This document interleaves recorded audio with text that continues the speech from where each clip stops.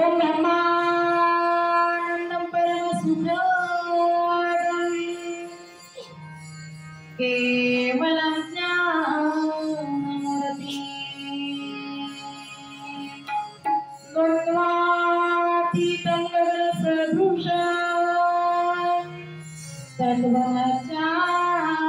तद्वनचादिनचम् एकं नित्यविमलमचलम् सर्वदी साक्षिभूतम् भावातीतं त्रिगुणरहितं सद्गुरुं तन्नमामि सद्गुरुं तन्नमामि सांबरे नमः पार्वतीपते शिव हर हर महादेव पंचाय महाराज की जय महालक्ष्मीश्वर महाराज की जय शिरोमणि मन्मथराय महाराज की जय सब संतन की जय दत्तात्रेय भगवान की जय महापुराण भगवान की जय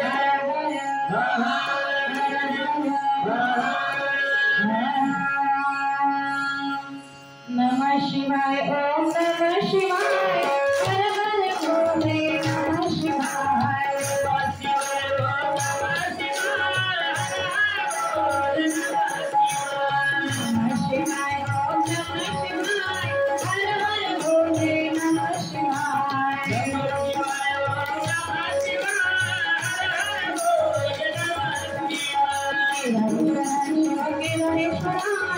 हर हर भोले नमः शिवाय नमः शिवाय ओम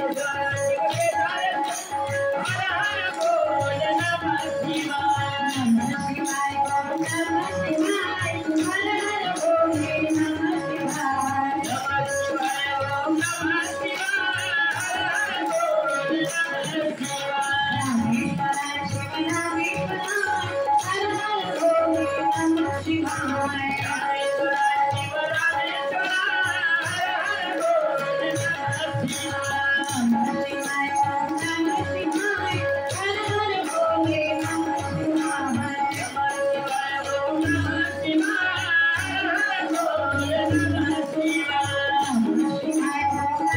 केदारेश्वराय हर हर भोले नमः शिवाय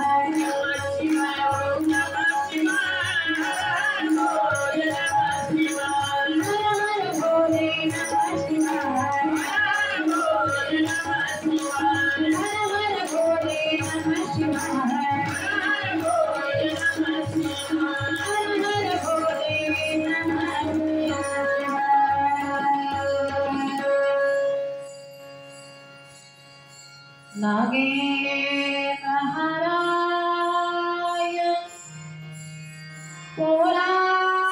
पौरान्तकाय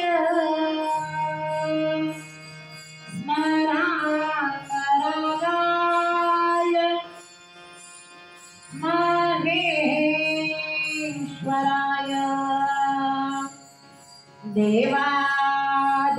देवादिदेवाय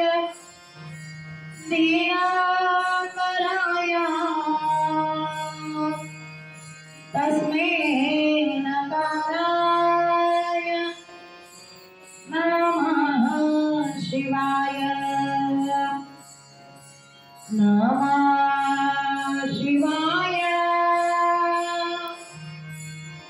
नमः शिवाय नमः शिवाय नमः शिवाय एकांति गुरुराज स्वामी चैतन्य रूपी शिव सोम्यरामी शिंदो दयाळा बहुसाल भारी जमीन शंभो माझ चरणी शंभो मज तारी अनंत कोटी ब्रह्मांड आशुतोष अशा भगवान शिवशंभूच्या दिव्य चरणी कोटी कोटी प्रणिपात करू। ज्या भगवान शिवाच्या पंचमुखापासून पंचचर्यांची उत्पत्ती झाली त्या पंचचर्याच्या दिव्य चरणी कोटी कोटी प्रणिपात करू। महात्मा बसवेश्वर महाराज, संत शिरोमणी हनुमंत माऊली महाराज, ज्ञानेश्वर माऊली महाराज, तुकाराम महाराज, सब संत जेवढे काही संत असतील त्या संतांच्या चरणी नतमस्तक हो।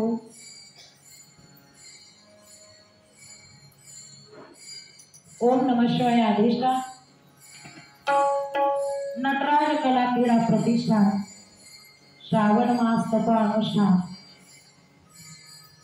आध्यात्मिक समिती पिंपरी चिंचवड पुणे यांच्या संयुक्त विद्यमानाने जो हा 21 दिवसीय कार्यक्रम भव्य दिव्य अशा स्वरूपामध्ये ज्यामध्ये शिवमहापुराण कथेचं दुसरं सत्र चालू आहे, ज्यांच्या संयुक्त विद्यमानाने जे संयोजक आहेत महेश स्वामी व त्यांचे सर्व सहकारी यांच्याही चरणी नतमस्तक हो। श्री गुरु दैवंशित शिवाचार्य पराणकर बाबा, राचलिंग शिवाचार्य पराणकर बाबा यांच्याही चरणी नतमस्तक हो। ज्यांनी मला ही सृष्टी दाखवली असे माझे आई वडील त्यांच्याही चरणी नतमस्तक हो। अगदी सावलीप्रमाणे मला पावलं पावली साथ देणारे माझे पती परमेश्वर यांच्याही चरणी नतमस्तक हो। त्यांना ही सृष्टी दाखवणारे म्हणजे माझे सासू सासरे यांच्याही चरणी नतमस्तक हो। तुम्ही सर्व शिवभक्त तुमच्याही चरणी नतमस्तक हो। आज वाटत बदलली, आमचे कृष्णा भैया या सेवेसाठी आज अतिशय सुंदर त्यांची कला, त्याचबरोबर चिल्लिकाप्पा तळेकर ज्यांचं गायन तुम्हाला अतिशय आवडत असल्याचे चिल्लिकाप्पा तळेकर आणि पुढे बसलेले आमचे भैया ज्यांच्या या इथं तर बसलेले आनंद घेत आहेत, पण महेश स्वामी YouTube चॅनलच्या माध्यमातून सर्वच जण घरी बसून सुद्धा आनंद घेत आहेत असे देशमुख विकास का त्यांच्या सर्वांच्याही चरणी नतमस्तक हो। शिवमहापुराण कथा 18 पुराणांचा राजा शिवमहापुराण, ज्यामध्ये कथा अतिशय रमणीय आणि सुंदर माता भगवतीचं वर्णन आज, पण त्याच्या अगोदर थोडा उल्लेख करते। शिवमहापुराण कथेबरोबर आज शिवलीला, शिवाच्या लीला, ज्याचं अमृत आतापर्यंत दुपारी 12 पासून संध्याकाळी 7 पर्यंत जे अमृत तुल्य अमृत इथं बसून आमच्या रोहिणी ताईने सुद्धा सगळ्यांना घेऊन शिवलीला अमृत पारायण केलं बरं का, एक असं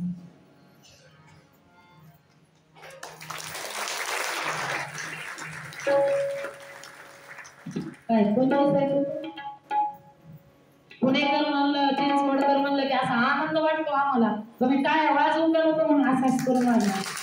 अहो त्यांनी पारायण 5 तास 6 तास झालं पारायण केलं, तुम्ही काय वाजवू नको असं करायला काय कडकडाट झाला पाहिजे।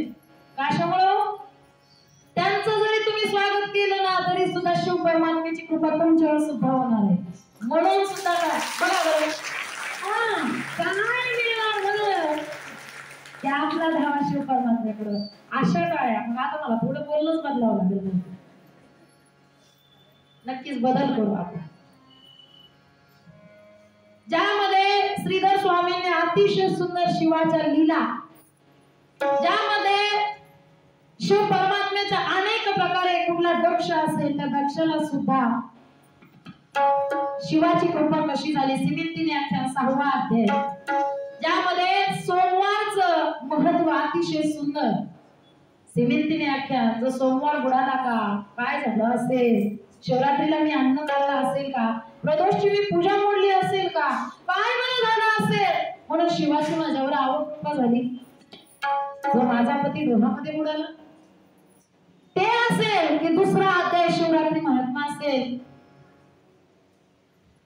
11वा अध्याय तर काय स्वतः शिवस्वरूप रुद्र स्वरूप आहे, ज्यामध्ये महानंदा वेश्या असूनही पतिव्रता नेमीला जो पुरू शकत होता त्याचा दिवस नसर होता. बघा विचार करा, महानंदा वेश्या होती पण पतिव्रता होती. महानंदा असं ठिकाण आहे ज्या ठिकाणाला महानंदाच म्हणतात. त्या ठिकाणी गेल्यानंतर महानंदा तर आहेच भव्य दिव्य स्वरूपामध्ये, इकडे शिव परमात्म्याची तर भव्य दिव्य मूर्ती आहेच, पण ज्या ठिकाणी महानंदाने सुद्धा यज्ञकुंडामध्ये उडी घेतली ना ते ठिकाण सुद्धा त्या ठिकाणी इतकं सुंदर. हे 11वा अध्याय म्हणजे स्वतः शिव स्वरूप आहे. ज्याला पारायण होत नाही ना, कमीत कमी त्याने 11वा अध्याय तरी या महिन्यामध्ये कमीत कमी वाचला पाहिजे. बरं, ज्याला 11वा अध्याय होत नाही ना, त्याने नित्य पाठाच्या 42 ओव्या तर नक्कीच वाचल्या पाहिजे. का? त्याच्यामध्ये शिवलीला अमृतच्या 14 अध्याय जे पारायणासाठी 14 आहे, 15 श्रीधर स्वामींनी स्वतः वर्णनासाठी अनुभवासाठी लिहिलेला अध्याय, पण 14 अध्यायाचा सार म्हणजे नित्य पाठाच्या 42 ओव्या आणि त्याचा सुद्धा एवढं होत नाही ना, 42 ओव्या राहू द्या, मग शिवस्तुती सुद्धा भगवंताने सांगितली, चालता बोलता एवढी तरी म्हणा. का? शास्त्र अभ्यास नको, श्रुती पडू नको, तीर्थासी जाऊ नको, काहीच करू नको, शास्त्र अभ्यास शास्त्र नको, योग अभ्यास नको, योग नका करू, सोपाय का योग करतो, तीर्थ व्रत नको, तीर्थ नको, व्रत नको, तप नको, काळाची वय मानसा धरू नको, दृष्टाशी शिंकू नको, ज्याची स्मरणे पतित करती तो शंभू सोडू नको. अहो, ज्याच्या मुखामधून शिव परमात्म्याचं नाव येतं ना, त्याला तरी कमीत कमी सोडू नको, त्याची तरी संगत धर म्हणतात. एवढं तरी कर, जास्त नाही झालं राहू दे. ज्याची स्मरणे, ज्याच्या स्मरणात पतित करती तो शंभू सोडू नको. म्हणजे जो शिव परमात्म्याचं अखंड नाव घेतो ना, कमीत कमी त्याची संगत जरी केली ना तरी सुद्धा त्याचं फळ 1000 पट आहे म्हणून सांगतात. बघा विचार करा, एवढं श्रीधर स्वामींनी याच्यामध्ये सुंदर लिहिलेलं आहे. असं 7 तास 12 वाजता सुरू केलं का ते पारायण, काही ऐकला 12ला, 12 ते 7 पर्यंत किती तास झाले हो? 12 ते 3 आणि 3 ते 6 रविवारचा येत, माझं गणितच आहे 7च ना. हा बरोबर आहे का? खाली बसलेले बरोबर आहे. मग विचार करा, 7 तास, 7 1 7 7 2 14 7 3 21 7 4 28 2 तास मागून घेतले त्याने 4 परवा मधले, म्हणजे तेवढी तपश्चर्या त्यांनी केलेली. मग विचार करा तुम्ही, टाळ्या अशा वाजव. माझा भगवंत म्हणतो तुम्हाला नाव नाही ना घेणं तर राहू द्या ना, घेऊ नका ना, पण जो नाव घ्यायलाय ना त्याच्या संगतीत राहा ना. आणि एवढं जर होत नसेल तर धन्य तोची प्राणी पुण्यवंत. कोणता? ज्याच्या मुखातून शंकर हे नाम वदो ज्यांची वाणी, शंकर हे नाम वदो ज्यांची वाणी, हे शंकर हे नाम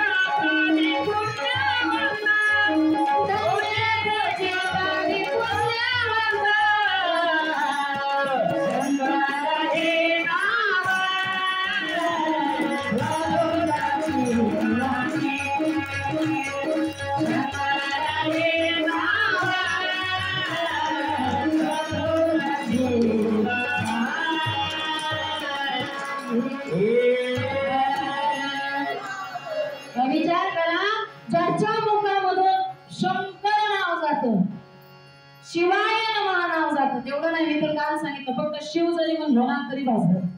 एवढा ना जाताना तो प्राणी म्हणलं. आता तू ज्याला घेत नाही त्याला काय म्हणले असतील काय माहिती.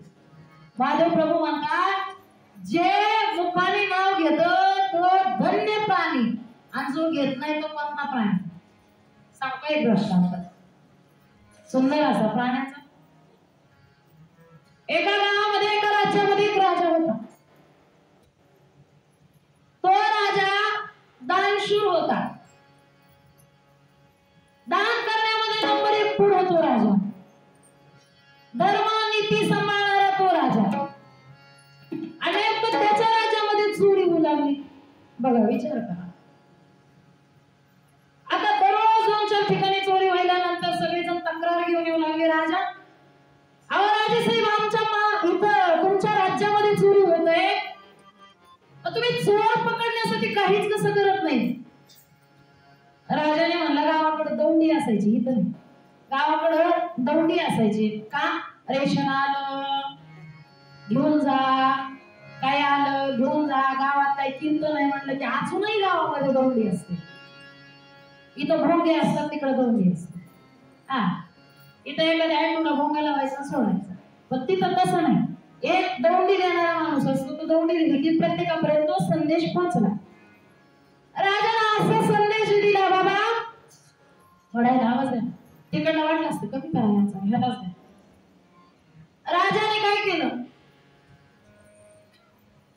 त्याच्या राज्यामध्ये संदेश पाठवला. जो कोणी चोर धरून देईल ना त्याला माझ्या राज्यामध्ये जी संपत्ती ना त्याच्या मधला 4 हिस्सा देऊन टाकतो. आता पुढे का राज्याची संपत्ती. प्रत्येक जण चोर धरण्यासाठी निघाला. प्रत्येक जण चोर पकडायचा विचार करू लागला. का तर बसल्या बसल्या अर्धी संपत्ती आपल्या हातामध्ये येते. हा बघा आता जरा आवाज माझा मला येऊ लागला. आमचा आवाज तुम्हाला येऊ की नाही येऊ पण आमचा आवाज आम्हाला आला पाहिजे. सवय मॉनिटरची लागलेली असते. तसं त्या राजानं सांगितलं बाबा कोण जो चोर धरून आनंद देईल ना त्याला माझ्या संपत्ती मधला 4 हिस्सा मी देऊन टाकणार. चोर पकडा. सगळ्या लोकांनी काम धंदा सोडला आणि चोर पकडण्याच्या नादामध्ये. चोर कधी म्हणाल का मी चोर आहे. चोराला शोधू लागल्यानंतर चोर कसं सापडल. चोर सापडायला तयार नाही. पण असाही एक प्राणी आहे बघा वासावर चोराला शोधून काढतो. राजा म्हणला कोणी का असना घेऊन या. कुत्रा आणला. कुत्रा आणला. त्या कुत्र्याला गावात राज्यभर फिरवलं. त्या कुत्र्याने चोर पकडले. राजाला आश्चर्य वाटलं. माणसासारखे माणसं हे चोर पकडू शकले नाहीत पण कुत्रे त्यांनी चोर पकडले. काय प्राणी. राजा म्हणला आता माझं जे सिंहासन आहे ना त्याच्यावर कुत्रे महाराजांना बसवायचं. कुत्रे महाराजाची 3 टाइम आरती करायची. राजाला आश्चर्य वाटलं. जे मला कळलं नाही जे माझ्या प्रजेमध्ये कुणालाच कळलं नाही ते कुत्र्याला कळालं. कुत्रे महाराज की जय कुत्रे महाराज की जय म्हणून राजा आरती करू लागला. बघता बघता बघता बघता राजाची त्या गावामध्ये अशी पद्धत होती त्या राज्यामध्ये की राजाची मिरवणूक काढायची. शिलंगण आलं की 9 दिवस उपवास ठेवायचा आणि शिलंगणा दिवशी राजाची मिरवणूक काढायची. राजा म्हणला यावेळेस माझी मिरवणूक नाही यावेळेस कुत्रे महाराजांची मिरवणूक आहे. कुत्रे महाराजांना कपडे मखमली शिवले. आता शिट्टीमध्ये काय कपडे काय ते बिस्किट. आहा आई वडिलांना चहा किती वाजता लागते माहिती का नाही पण कुत्र्याला कोणत्या क्वालिटीचं बिस्किट लागतं हे मात्र नक्की माहिती. बरोबर आहे का. सासूला 4 वाजता चहा द्यायचा का नाही पण कुत्र्याला कोणत्या क्वालिटीचं बिस्किट लागतंय बरोबर माहिती. फार विचित्र. मग त्या कुत्र्याची मिरवणूक काढायची म्हणले. कुत्र्याला मखमली कपडे शिवले. सोन्या मोत्याचे अलंकार घातले. त्याच्या मागचा टोप राजाने स्वतःचा टोप काढला आणि कुत्र्याला घातला आणि कुत्रे महाराज की जय म्हणू लागला. काय सांगावं तुम्हाला. बरं आता जवळ एवढं नाही चांदीच्या पालखीमध्ये बसून त्या राजाची मिरवणूक काढायची. राजा म्हणला या वर्षी माझी मिरवणूक कॅन्सल, आता या वर्षी कुत्री महाराजांची मिरवणूक. कुत्रा तो कुत्राच असतो. ठीक आहे म्हणले. त्या कुत्र्याला चांदीच्या पालखीमध्ये बसवलं आणि विद्वानात विद्वान माणसं राजानं म्हणला आदेश दिला प्रत्येकाने पुढे नाचायचं म्हणला.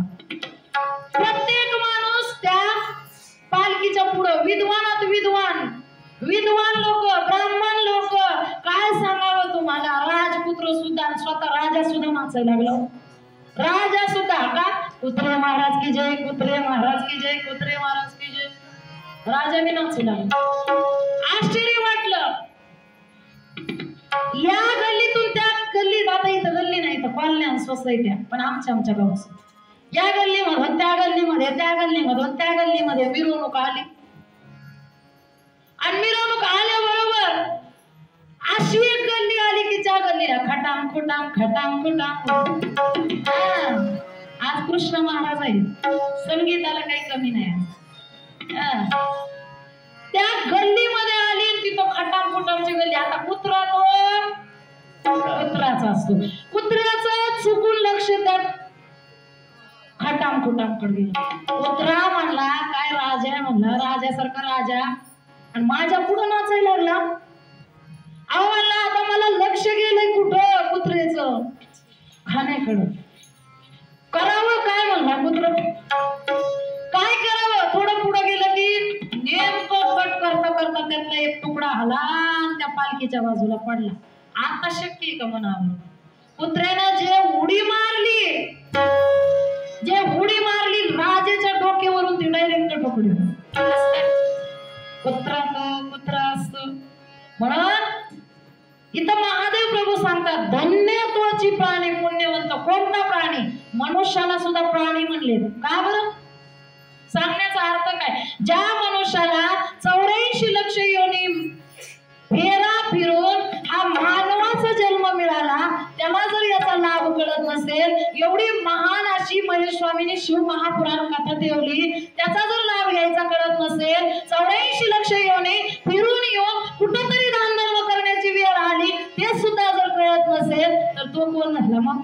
मानवा भजन कधी करणार, मानवा भजन कधी करणार, मानवा भजन कधी करणार, मानवा भजन कधी करणार.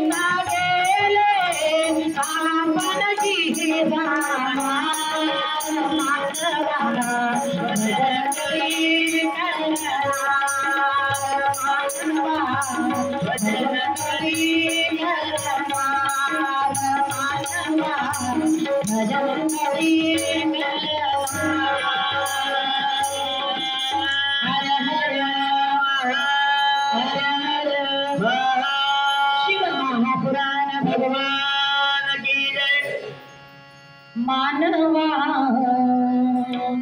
भजन कधी करणार, बालपण गेले तरुणपण चालले,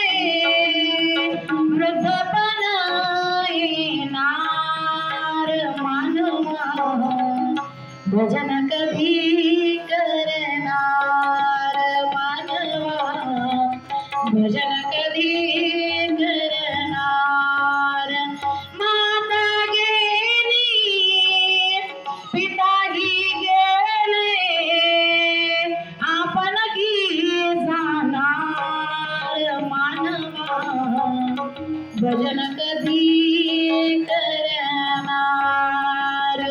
सगळ्यात महत्वाचं आहे महादेव प्रभू म्हणे मी म्हणता, महादेव प्रभू म्हणे मी म्हणता, काळ तुला खाणार मानवा, भजन कधी करणार मानवा, भजन कधी करणार. काय सांगायचंय संताला? अरे बालपण गेलं अज्ञानपणामध्ये, तरुणपण आलं शब्द स्पर्श रूप रस आणि गंध या 5 विषयामध्ये, आणि वृद्धपण येणार मानवा, तुला कधी करणार. वृद्धपणामध्ये आपल्या इंद्रियांनी आपलं घर सोडलेलं असतं, कानाने ऐकायचं सोडलं, गुडघ्यांनी बसू देत नाहीत. विचार करा, बुद्धी सुद्धा चलत नाही, चित्तामध्ये चिंतन होत नाही, आणि मनामध्ये अहंकार आल्याशिवाय राहत नाही. आणि मानवा, तुला भजन कधी करायचं? अरे तुझे माता गेले,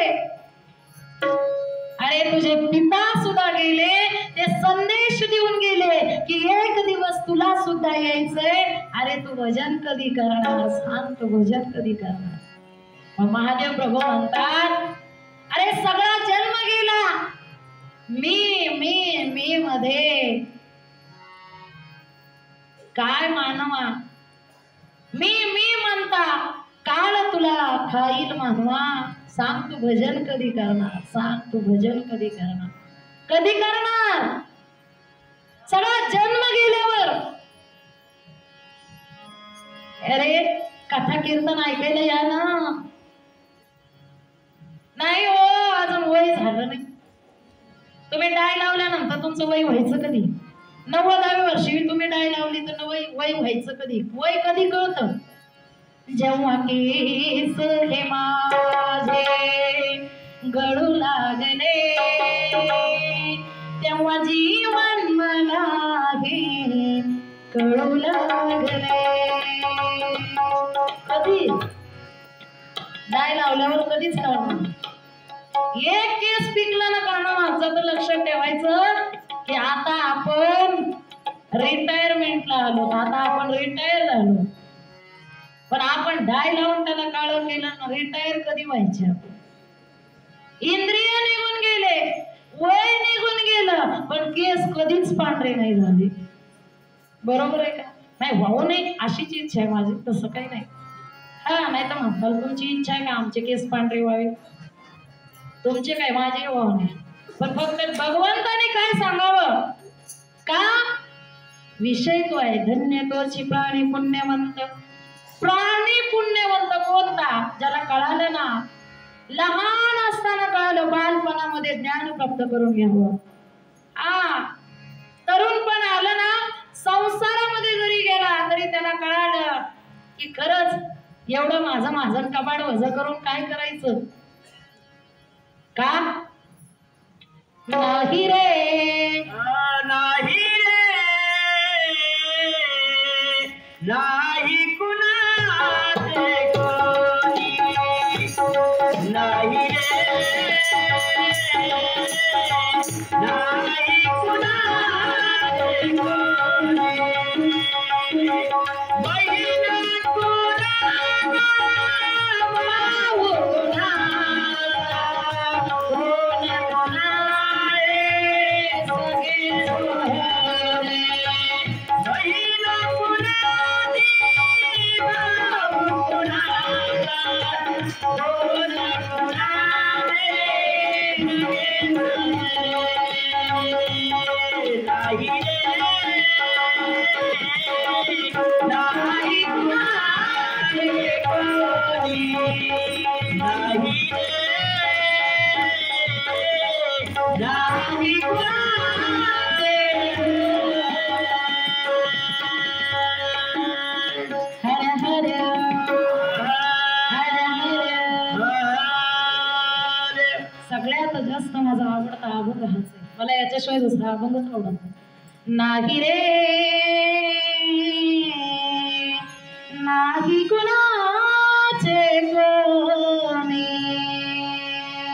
काल राखी बांधली ना, बघीन कुणाची बाहू कुणाचा, कोण कुणाचे सगळी सोहय रे.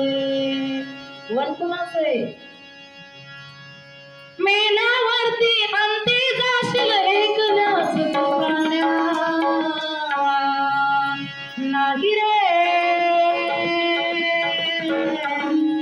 नाही कुणाचे कोणी, नाही रे, नाही कुणाचे कोणी.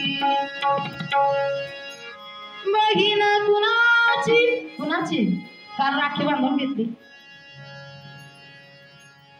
बाहू कुणाचा काल राखी बांधली तुम्ही. मेल्यावर सोबत येईल का? हा, मेल्यावर नाही, सोबत येणार कुणीच नाही. कोण कोणाची सगळे सोय रे. वर कुणाचं सगळे सोय रे, काय नाही, कोणीच कुणाचं नाही, फक्त एकच आपलं आहे. जोपर्यंत आपल्या देहामध्ये प्राण आहे ना, तोपर्यंत देह आपला आहे. हा देह सुद्धा आपला नाही. मग विचार करा,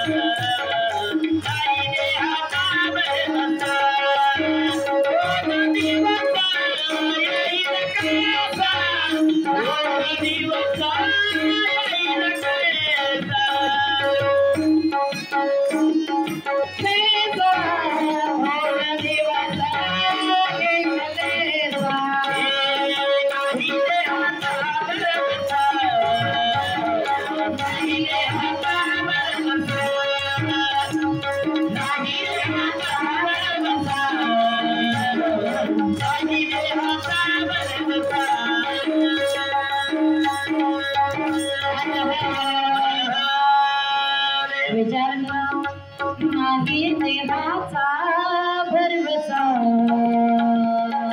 रे बाबा, नाही देवाचा भरवसा. कोण दिवस येईल कैसा, नाही देहाचा भरवसा, नाही देहाचा भरवसा रे बाबा, नाही देहाचा भरवसा. स्वतःच्याच देहाचा भरवसा नाही. कशाचे नाते आणि कशाचे गोते, कोण आहे कोणाचं काय तुम्हाला सांग का. उगाच शिटी मध्ये म्हणतात. खेडे गावात सुद्धा हेच चाललेलं असतं, फक्त नाव शिटीचं बदनाम झालेलं आहे. गावामध्ये एका आईने इतकं कष्ट केलं. कालचा विषय होता, बाप गेल्यानंतर, घरातला कर्ता पुरुष गेल्यानंतर विचार करा किती अवघड असतं. घर सांभाळणं सोपं आहे का नाही, ज्याच्यावर वेळ आली त्यालाच कळतं. त्या आईने त्या लेकराला एवढं दोघांना शिकवलं, एवढे मोठ्या पदावर गेले. पण आईनं काय केलं होतं, पुरोहितांचा असा एक कमरेचा सोन्याचा पट्टा तिनं जतन करून ठेवला. पहिली मंडळीच वेगळी होती. तो सोन्याचा पट्टा परिवर्तन करून ठेवला. दोघही बहीण भावंड बाहेर देशामध्ये. आईचा देहांत झाला, देहामधून प्राण निघून गेला. सांगितलं बाबा तुमची आई गेली. कसा बसा मुलगा जरा लवकर आला.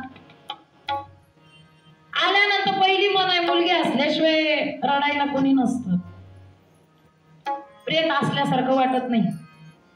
मग तिला पण कळलं ना, माहिती झालं यायला उशीर झाला. लोक म्हणले किती वेळ ठेवायचं, वास सुटून जाईल. मग आंघोळ घालू तोपर्यंत चला काढा, आंघोळ घालायला काढलं बाहेर, तरी हिचा पत्ता नाही. जाऊ द्या घ्या तिकडं, तोपर्यंत अंत्यविधीला तिथं काही पूजा वगैरे करेपर्यंत येईल, घ्या तिकडं. काय सांगावं, तिथं घेतलं पूजा करण्यासाठी, लिंग पूजा करण्यासाठी. मुलगा हे समोर येतो, खाली उतरला. तेवढ्याच वेळामध्ये बिचारी आली. सगळ्या लोकांचं लक्ष होतं, आता ही काय म्हणून रडती.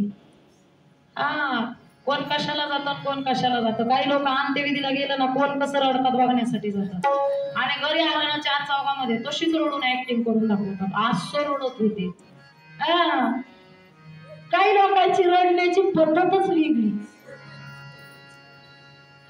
कोण तर आतापर्यंत म्हणलं का माझी आई गेली, माझे वडील गेले, 2 घास खाण्यासाठी राहून गेले नाही, माझं कसं होईल, माझं कसं होईल.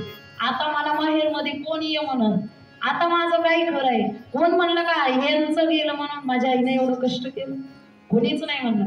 मुलगी आली, आल्याबरोबर सगळ्या लोकांचं लक्ष काय झालं असेल बरं, काय म्हणून रडली असेल सांगा बरं, काय म्हणून रडली असेल तुम्ही सांगा बरं. खाली बसलेले जॉबला के काय नाही ना, मग काय म्हणून रडली असेल.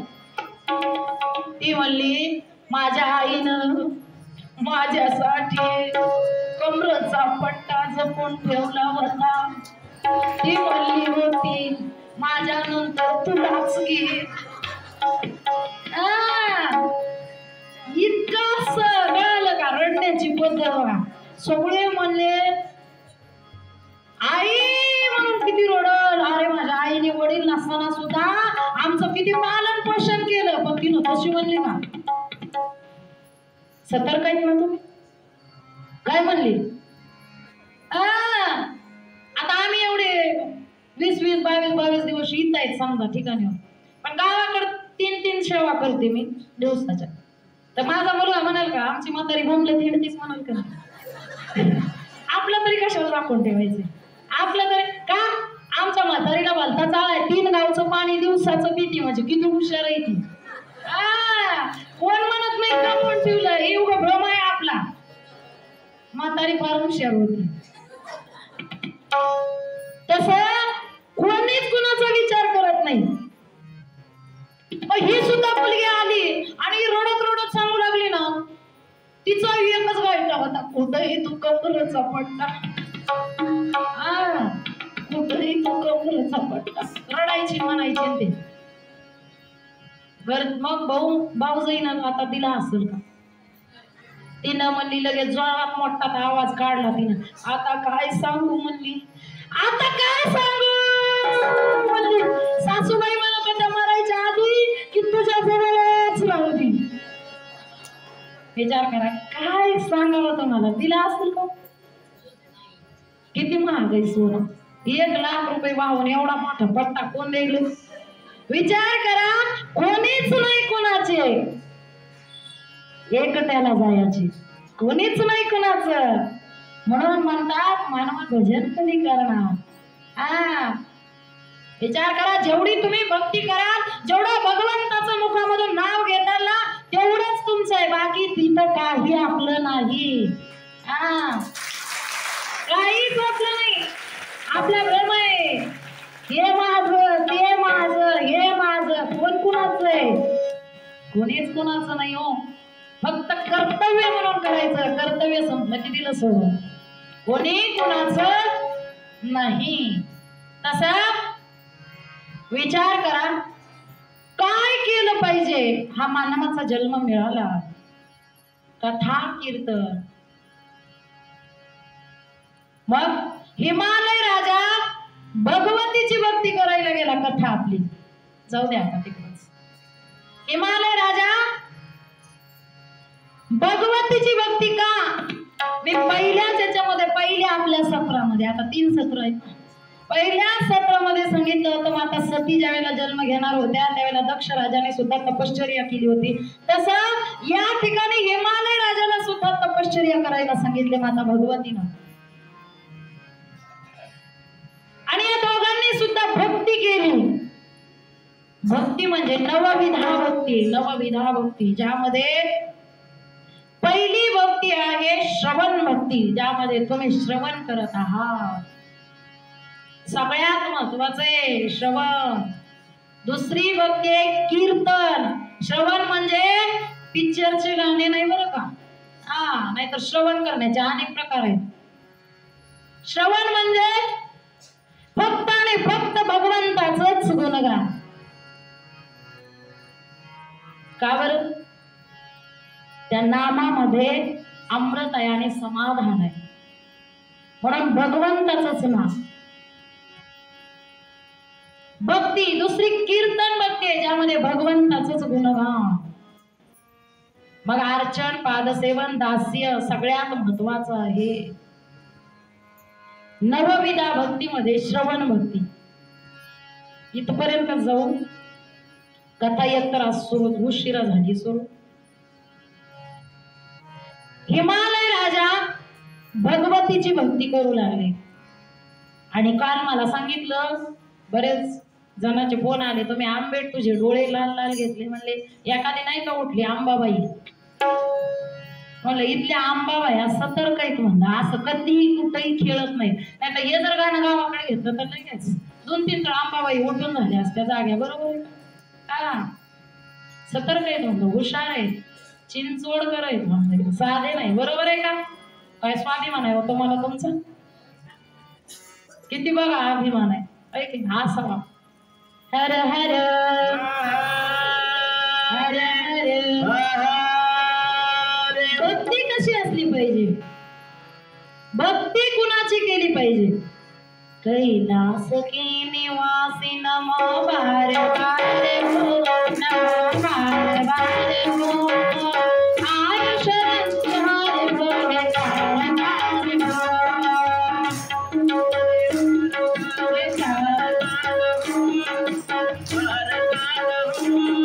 आयुष तुम्हारे प्रभु बारे बारे हो. कैलास की निवासी नमो बारे बारे हो, नमो बारे बारे हो. आयुष तुम्हारे प्रभु बारे बारे हो. शरण तुम्हारे प्रभु बारे बारे हो. बखान क्या करूं मैं राखों के देर का, चपटी बबूत में है खजाना मेरे का. बखान क्या करूं मैं राखों के देर का, चपटी बबूत में है खजाना मेरा. धन्यवाद मूर्ति बात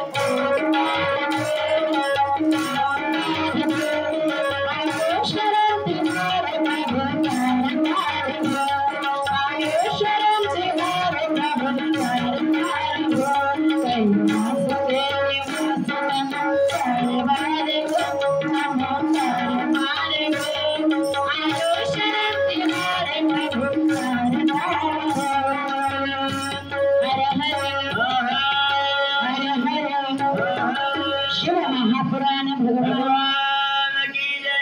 काय सांगावं? त्या राख जी आहे ना, ते तो चिताभस्म आहे. तेच भस्म लावल्यानंतर कुणाचीच भीती नाही, यमाची सुद्धा नाही. पाहुणी आदी आदी पळती देवनी मनती काळाला, पाहुणी आईच्याची भगवंता हरी मनसे दया मंगली तत्दा, दया मंगली तत्दा. आदी आदी पळती देवनी मनती काळाला, पाहुणी आईच्याची भगवंता हरी मनसे दया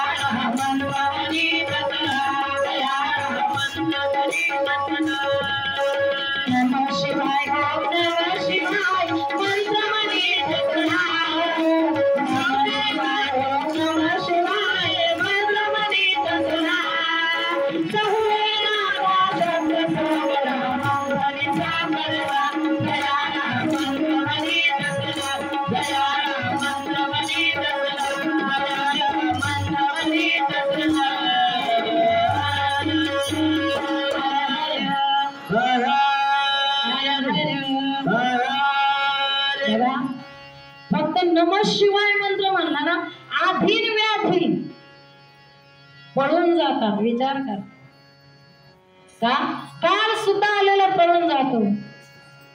मंत्र जर तो घेतला तर कोणाची डब्बर आहे काय यायची? काहीच नाही. तसा हा हिमालय राजा माता भगवतीची तपश्चर्या करू लागला. माता भगवतीनं सांगितलं, मला पुन्हा मृत्यू लोकामध्ये यायचं आणि पुन्हा शिव परमात्म्याला प्राप्त करून घ्यायचं. का? अर्ध्या म्हणून काल मी एक संदेश दिला होता, आत्महत्या कधी डोक्यामध्ये सुद्धा आणायचं नाही. शास्त्रामध्ये जो आत्महत्या करतो ना त्याला एवढा विचित्र त्रास आहे ना, काय सांगावं. भगवंत सांगतो कशामध्ये? यज्ञामध्ये उडी घेतली का, मग वैतरणी सारख्या नदीमध्ये ज्यामध्ये फक्त जाळच जाळ आहे त्याच्यामध्ये जीव आत्म्याला फिरवतो, इतका जीवात्मा किंचाळतो, करायची अशी आपण म्हणायचं माझा जो दुश्मन आहे ना त्या दुश्मनाला सुद्धा अशी भक्ती होऊ देऊ नको भगवंता, मला तर नकोच पण माझ्या भगवंताला सुद्धा नको. इतकं ते सहन करावं लागतं. वैतरणी सारखी नदी ज्यामध्ये पित्ताच्या पोवाच्या नद्या आहेत त्यामध्ये बचावं लागतं. म्हणून अशी बुद्धी नको. मग माता भगवतीला सुद्धा वाटलं मी शिव परमात्म्याला प्राप्त करू शकले नाही, त्यांचं मन जिंकू शकले नाही, मग मला दुसरा पुनर्जन्म घ्यायचा, मला पुन्हा मृत्यू लोकामध्ये जायचं आणि माता भगवतीला प्रसन्न करून घ्यायचं. विचार करा, माता भगवतीला जर तसं वाटत असेल तर तुम्ही आम्ही काय हो, तुमचं आमचं काय खरं? विचार करा. पुन्हा माता भगवतीनं सांगितलं, हिमालय राजाला सांगितलं, माझी तपश्चर्या करा, माझी भक्ती करा, माझी स्तुती करा आणि मग मी पुन्हा जन्माला येणार. तसं हिमालय राजा आणि मेना राणी अत्यंत सात्विक, सत्वात संजायते ज्ञानम, सात्विक जे आहे ना अन्न, त्याचा तुम्हाला सांगितलं ना काल खाली दृष्टांत. सात्विक अन्न का असलं पाहिजे? सात्विक अन्न घेण्याचा अर्थ काय? राजस अन्न घेण्याचा अर्थ काय? तामस तर नकोच नको देऊ, तिकडे बुद्धी सुद्धा जाऊ देऊ नको. तसा सात्विक शब्द सुद्धा असला पाहिजे. मग असे आई वडील कोण आहे? हिमालय राजा. आता माता भगवती विचार करा, हिमालय राजाला सांगू लागली, आता माझ्या मागे तुम्ही म्हणायचं, यांना सोडून द्यायचं. सर्व मंगल मांगल्ये शिवे सर्वार्थ साधिके शरण्ये त्र्यंबके गौरी नारायणी नमोस्तुते.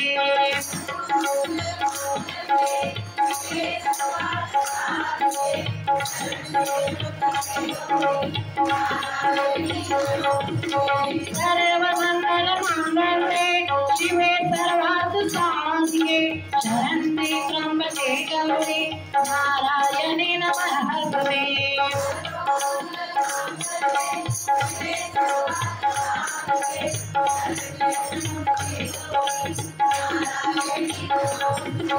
सर्व मंगल मांगल्ये शिवे सर्वार्थ साधिके शरण्ये त्र्यंबके गौरी नारायणी नमोस्तुते.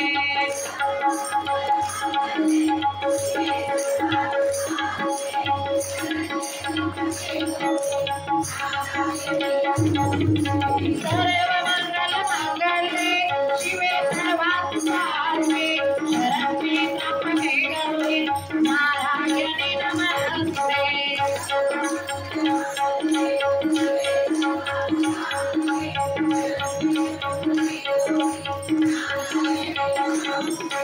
नारायणी नमोस्तुते.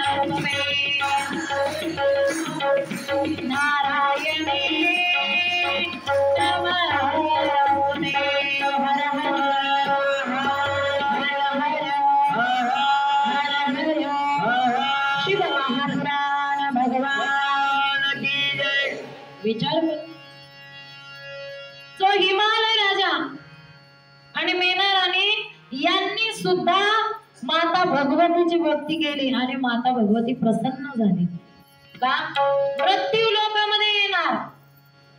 शिव परमात्म्याला प्राप्त करणं हा तर आहेच, पण दुसरा सुद्धा ते म्हणजे जे तिची भक्ती करतात ना त्यांचा उद्धार केल्याशिवाय ती राहत नाही.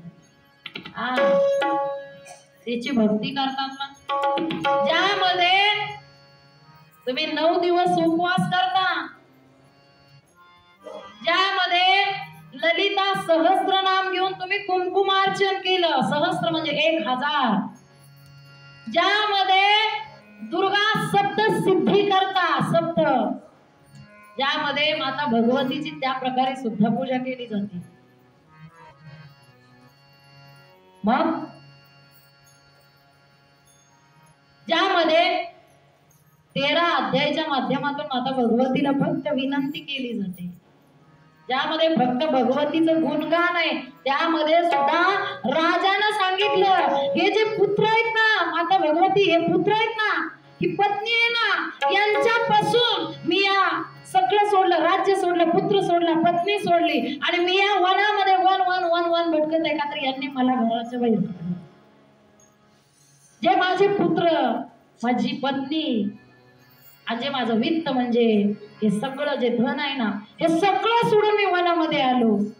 त्यावेळेला ऋषीचा संवाद आहे, राजाचा संवाद आहे आणि माता भगवतीचा जो जो अवतारामध्ये येऊन केलं ना, ज्यामध्ये महाकाली, महालक्ष्मी, महासरस्वती, राजराजेश्वरी 3.5 शक्तिपीठामधून ज्यामध्ये माता भगवतीनं कुठल्या रूपामधून येऊन कोणत्या भक्ताला कसं तारून नेलं, त्याच्यामध्ये जास्त दुसरं काहीच नाही, माता भगवतीची भक्ती. तशी राजानं सुद्धा, हिमालय राजानं सुद्धा माता भगवतीची भक्ती केली. आतापर्यंत शिव महापुराण कथा झाल्या, पण आम्ही एवढं विस्तारपूर्वक कुठंच नाही सांगितलं. एकमेव पहिली शिव महापुराण कथा आहे की ज्यामध्ये सगळं विस्तारपूर्वक चालू आहे, नाहीतर फक्त थोडासा अर्थ घ्यायचा आणि पुढे चालायचं. थोडा 7 दिवस, 7 दिवसामध्ये किती वेळ असतो? 21 दिवस, म्हणजे एकच कथा 21 दिवस चालेल.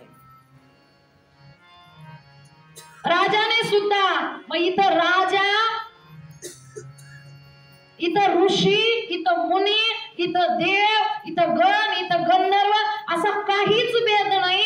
प्रत्येक जीवानं त्या शक्तीची आणि शिवाची भक्तीच करायची, शक्तीची सुद्धा भक्तीच करायची, नाहीतर काय.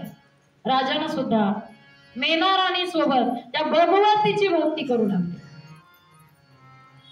माता भगवतीनं दृष्टांत दिला कधी भक्ती केल्याच्या नंतर, कारण मी अगोदरच तुम्हाला सांगितलं शास्त्रामध्ये 4 प्रकारचं बी असतं, 4 प्रकारचं फळ असतं. आता जे ऐकायला होते ते ऐकलं, जे नाही आले त्यांच्यासाठी डबलच नाही, आहे की नाही. मग शास्त्रामध्ये सांगितलं तसं राजानं भक्ती केल्यानंतर भक्तिवान भगवती सुद्धा पोटाला येणार होती, भगवती. पण सगळ्यात महत्वाचं आहे बरं का, आपल्या पोटाला आलेली मुलगी सुद्धा एक लक्ष्मीच आहे. ती सुद्धा लक्ष्मीच आहे. कन्या कुणालाही मिळत नाही. कन्या ज्याला मिळते ना त्याला पुन्हा दान करण्याचं काही शिल्लक राहतच नाही. राहत का? सगळे दान ज्याच्यामध्ये कर्ज काढून करल माणूस करणार, सगळे दान ज्यामध्ये घडतात त्याला कन्यादान म्हणतात. सगळेच दान घडतात ज्याच्यामध्ये. त्याला वस्त्रदान आलं, त्याला स्वर्णदान आलं, त्याला अन्नदान आलं. विचार करा, कन्यादान ते सुद्धा पुण्य भाग्यवंतालाच आहे. हरे हरे हरे हरे. माता भगवती अवतार घेणार आणि मेना राणीला हळूहळू चाहूल लागली. चाहूल लागली. काय काय जणांचे डोहाळे वेगळेच असतात. काही जणाला मातीच खाऊ वाटते, प्रकारच वेगळे. काही जणाला मोबाईलच बघा वाटतो. फक्त डॉक्टरने सांगितले फक्त मोबाईल बघा, दुसरं काही काम करायचं फक्त मोबाईल बघा.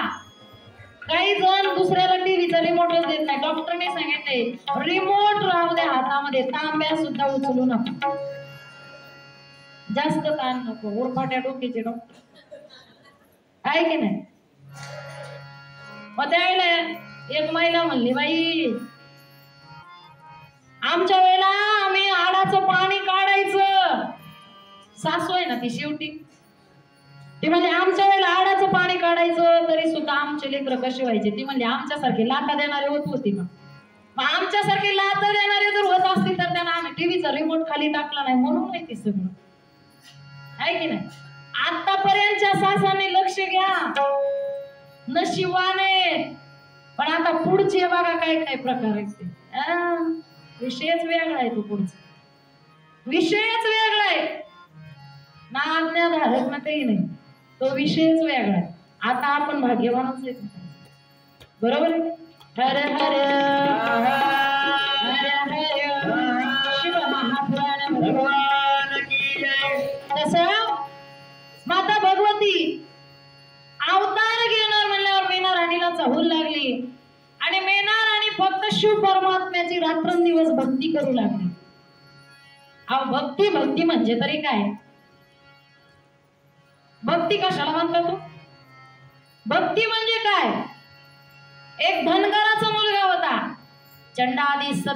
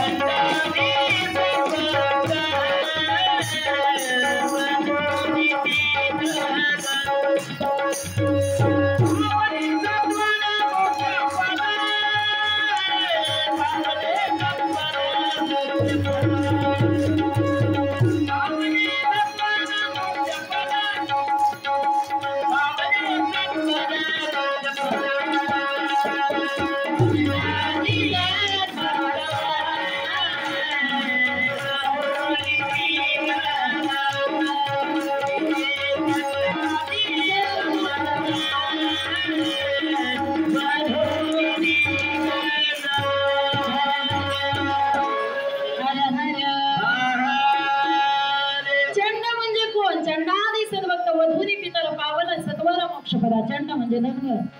धनगराचा मुलगा होता आणि तो धनगराचा मुलगा त्याने जाता जाता मंदिरामध्ये बघितलं त्या साळुंक्यावर जो शिव परमात्म्याची त्या पिंडीवर जो देव आहे ना तो, आणि माझ्या जी मेंढी आहे ना तिची लेंडी, याच्यात काय फरक आहे म्हणलं. आकार सारखाच आहे, मेंढीची लेंडी अगोदरच म्हणतात ना. देव कशात बघल कोणी काही सांगता येत नाही. त्या मेंढीची लिंडी घेतली हातामध्ये आणि मंदिरामध्ये गेला आणि देवाच्या ज्या पिंडीवर जो भगवंत असतो निर्गुण निराकार रूपामध्ये तो, आणि याच्यामध्ये काय फरक आहे बरं? काहीच फरक नाही ना. मग इथं मंदिरात याची काय गरज आहे? माझ्या लिंडीचाच अभिषेक केला तर माझ्या मेंढ्या किती भाग्यवान आहेत म्हणला. बघा देव बघण्याचं बघा तात्पर्य फक्त काय आहे बघा. मग त्यानं काय केलं? त्या सगळ्या लेंड्या गोळा केल्या आणि त्याची एक पिंड तयार केली आणि त्याच्यामध्ये अभिषेक करण्यासाठी आपल्याच मेंढीचं दूध काढलं.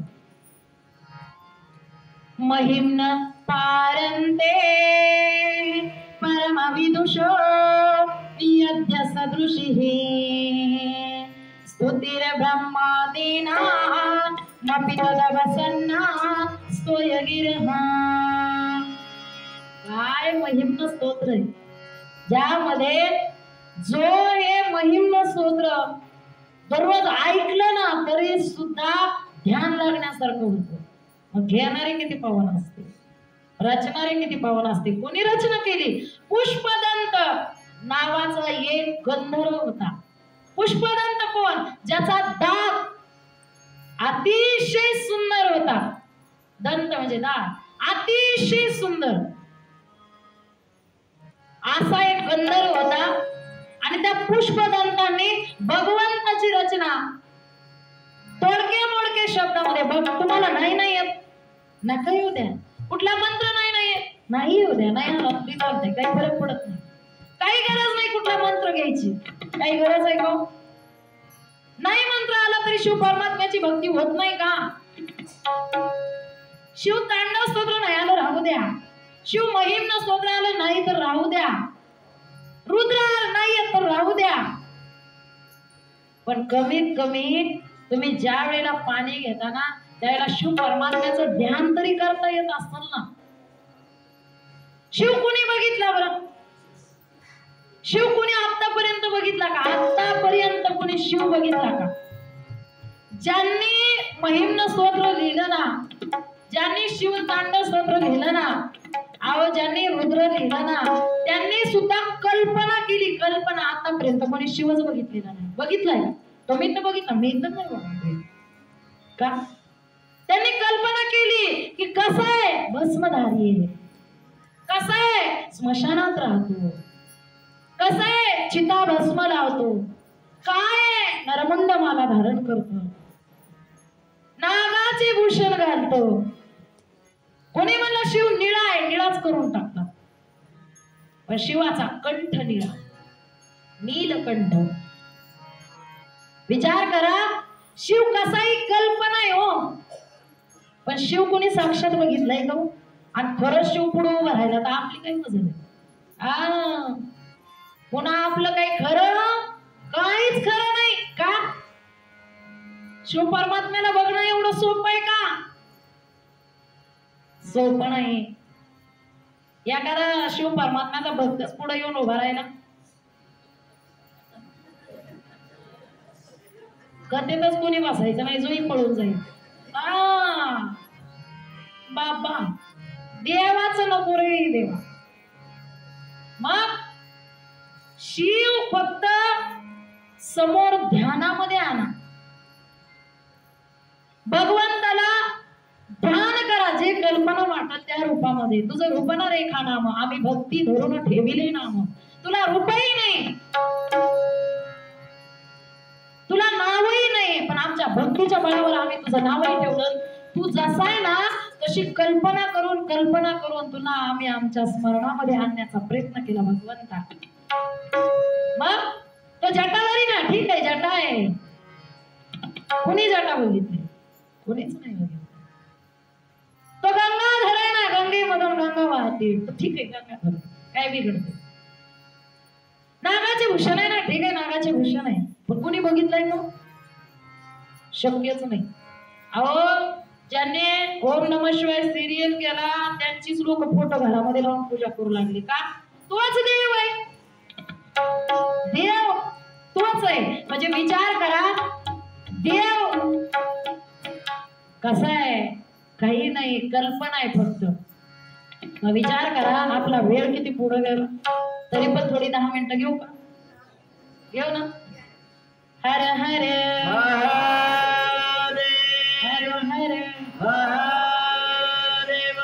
कमिटीच्या हातात असतो. आमचं काय उगं दिसतं तुम्हाला? हे मखमली आसनावर बसले, त्याने हात वर केला, बंद बंद, चालू चालू, उठा उठले, बसा 21 दिवस घेतले. अरे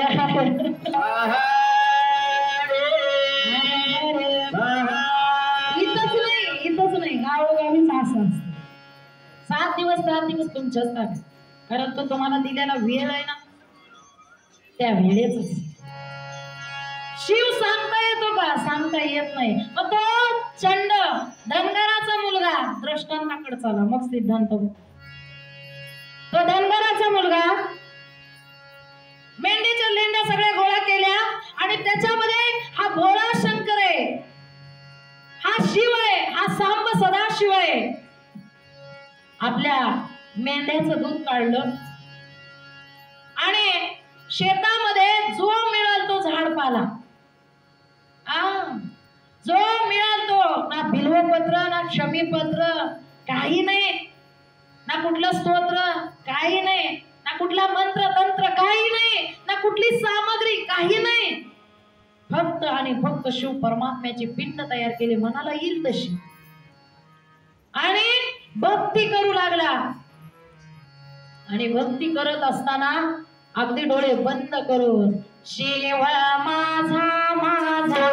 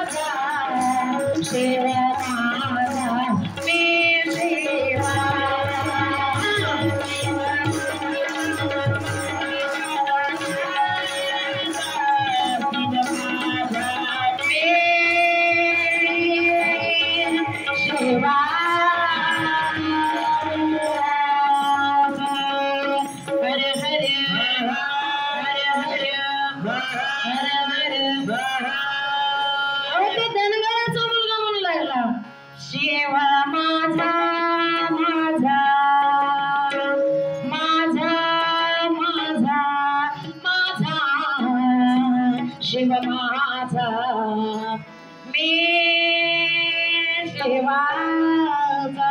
त्याला कळालं या मेंढ्या माझ्या नाहीत, या मेंढ्याचा मालक तो माझा बाप आहे, तोही माझा नाही, कोणीच माझा नाही, पण हा भगवंत जो आहे ना तो माझा आणि मी त्याचा. फक्त आम्ही दोघंच एकमेकाचे, याच्यामध्ये कोणी सुद्धा नाही. तो सांगू लागला मी आणि माझा भगवंत आम्ही दोघं एकमेकाचे. इतकं त्याला आनंद झाला, जे मिळेल ती पूजा. एवढ्याच वेळामध्ये मेंढ्या दुसऱ्याच्या शेतामध्ये गेल्या, शेत तुडवायला सुरू केलं. आणि त्याही दिवशी सांगितलं, आजही सांगते, लोकांना काही जास्त जमत नाही. लोकांनी विचार केला, बाबा याच्या मेंढ्या आपल्या शेतामध्ये आल्यात, हा खुशाल वेड्यासारखं त्या लेंड्याची पूजा करत बसलाय. शिव कुठं लेंड्यात आहे का? आहे का? नाही म्हणायला तुम्ही, आहे का? चिंचवडकर, मला वाटलं बोलताच येत नाही तुम्हाला, असं वाटलं, पण जमतंय काय का? हा बघ, राहिलेला दृष्टांत उद्या थोडा आनंद घ्यायचा, काल नाही झाला आहे की नाही? उठा मस्त. या बेलाच्या पानात मला बाई सापडलं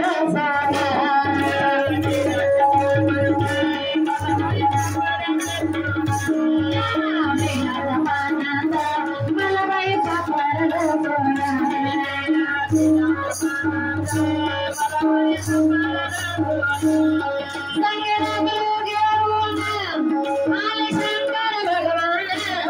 शंकर भगवान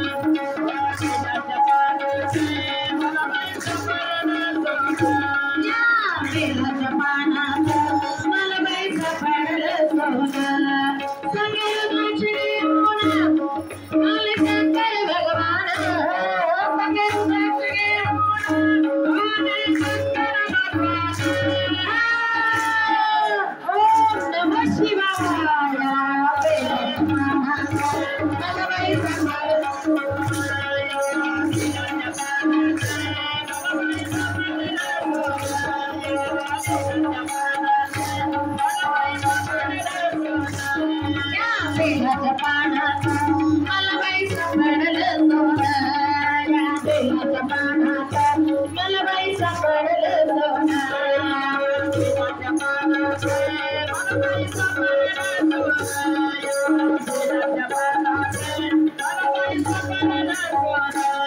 संग भस्म घेऊन आले शंकर भगवान संग भस्म घेऊन आले शंकर भगवान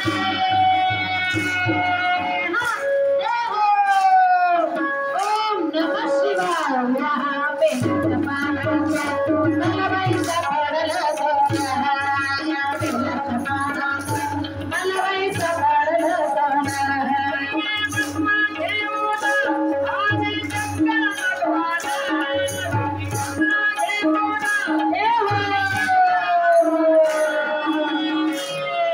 ओम नमः शिवाय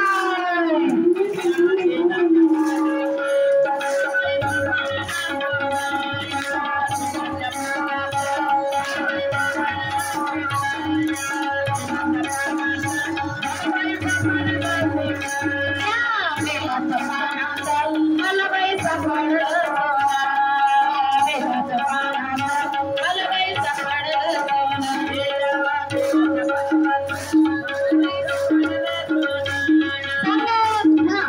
रुद्राक्ष घेऊन आले शंकर भगवान संगे रुद्राक्ष घेऊन आले शंकर भगवान ओम नमः शिवाय या बेलाच्या पानात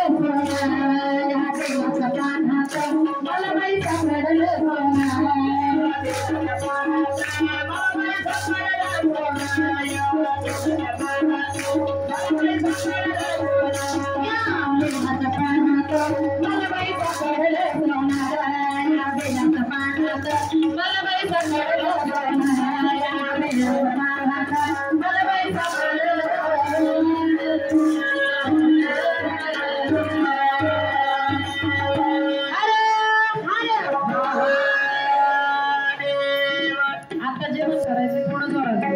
हर हर हर हर शिव महापुराण भगवान की विचार करा. भगवान शिव परमात्म्याला 9 पुष्प अर्पण करत असताना जिथं जागा आहे तिथं बसा. जिथं जागा मिळेल ना त्याच ठिकाणी बसा.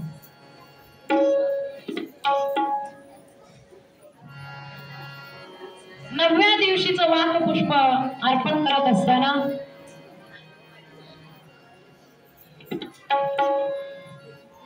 या चिंचवड नगरीमधील तुमच्यासारख्या शिवभक्ताचं किंवा तुमचं दर्शन घडवून आणणारे महेश स्वामी महाराज, महेश स्वामी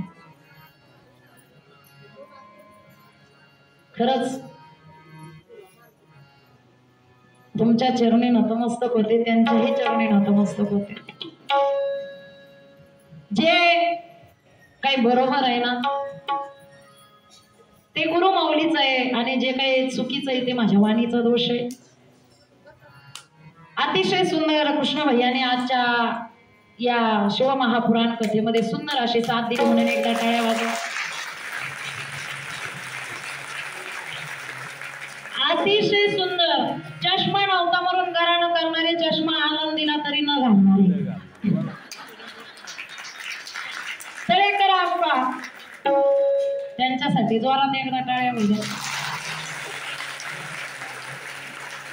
तो त्यांचा दाबून दाबून काढलेला आवाज आहे.